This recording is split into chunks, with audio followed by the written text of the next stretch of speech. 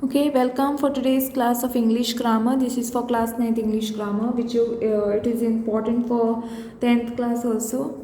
It will be useful for 10th class also. Take down the question. Change the following sentences as directed by choosing the correct alternatives. Write your answer with corresponding number. Okay, and then you all can start doing one by one. Okay, no sooner did we go out? Then it started raining. Use as soon as. Okay, here option A will be the correct option. As soon as we went out, it started raining.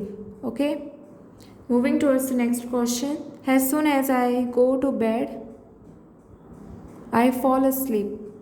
Use no sooner. So option C is the correct option. No sooner do I go to bed, then I fall asleep. Okay, moving towards the next question. He is eating bhelpuri. Use a question tag. Here option A will be the correct option. He is eating bhelpuri, isn't he? Next question is, he has gone to Mumbai. Use a question tag. He has gone to Mumbai. Hasn't he? Option C is the correct option, okay, from this. So I hope you all have understood this, how to change the following sentences as directed as choosing the correct alternatives. Thanks for watching. Okay, if you all have any doubts, queries, you all can comment below.